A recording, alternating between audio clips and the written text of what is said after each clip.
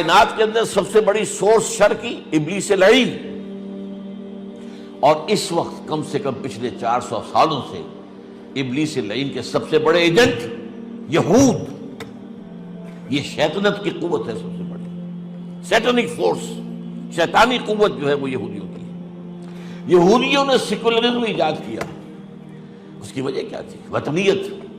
بھائی ایک ملک میں رہنے والے سب برابر کے شہری ہیں، فائدہ کسے پہنچا؟ یہودیوں کو، اے مائنیوٹ مائنورٹی۔ اگر مذہب کا معاملہ ہو تو ان کی کوئی حیثیت ہی نہیں رہتی، جب مذہب کو ایک طرف نکال دیا، ٹھیک ہے برابر کے شہری ہیں، ہمارے حقوق برابر کے ہیں۔ تو وہ جو ان کو ایک دم اس سے سیکولرزم کی یہی وجہ ہے۔ آپ $1 نوٹ لے کر دیکھیں گے، اس کے اوپر جو بنا ہوا ہے وہ پیرامڈ، اور پیرامڈ کے نیچے کیا لکھا؟ آرڈرس نووس سیکولورم، نیو سیکولر ورلڈ آرڈر ہمیں بنانا ہے، اور یہ 1776 اس کے نیچے لکھا ہوا ہے۔ یہ 1776 جو ہے یہ اس کو یہ بھی کہتے ہیں کہ یہ امریکہ کی آزادی کا سال ہے، اور یہی ہے جبکہ آرڈر آف الومیناٹی بنایا تھا یہودیوں نے، وہ ایک لمبی بات ہو جائے گی پھر میں نے بیان کروں گا۔ یہودیوں نے کیا؟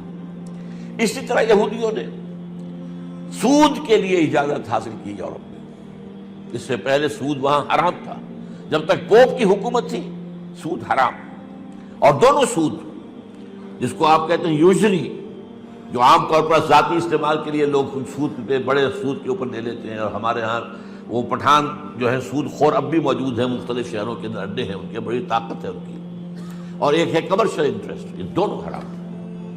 لیکن یہ انہوں نے ہی در حقیقت پھر اس کی اجازت لی، اور کیلوین نے ایک کتاب لکھی، اس کے نتیجے میں سود کو جائز قرار دیا گیا، اور بغاوت جو پوپ کے خلاف کر کے، پوپ کے خلاف بغاوت کیے بغیر یہ ہو نہیں سکتا تھا، لیکن پوپ کے تحت تو سود حرام تھا، تو پوپ سے بغاوت کر کے پہلا جو چرچ قائم کیا ہے، پوپ سے باغی ہو کر، وہ چرچ آف انگلینڈ تھا، اور پھر جو پہلا بینک دنیا میں قائم ہوا وہ بینک آف انگلینڈ تھا۔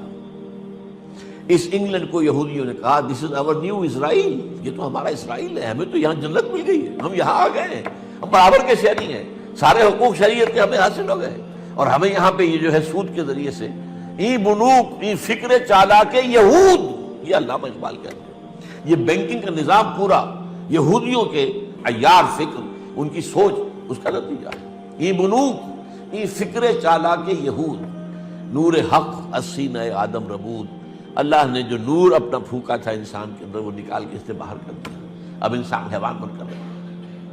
یہی معاملہ تیسری چیز کا ہے، ان کے جو باقاعدہ ہے protocols of the elders of the Zion, جو 1897 میں انہوں نے مرتب کیے تھے بیسل کے اندر، جو سوئٹزرلینڈ کا ایک شہر ہے، اس میں لکھا ہے یہ شرم اور حیا کی ساری قدریں ختم کرو، انسانوں کو حیوان بنا دو۔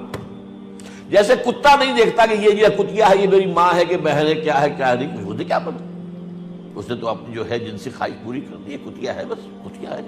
اسی طرح یہ سارا معاملہ ختم کرو، اور انسانوں کو اپنی شہوات اور خواہشات کا غلام بنا دو، حیوان بنا دو، تاکہ ہم حیوانوں کو پھر استعمال کر سکیں، جس طرح انسان حیوانوں کو استعمال کرتا ہے۔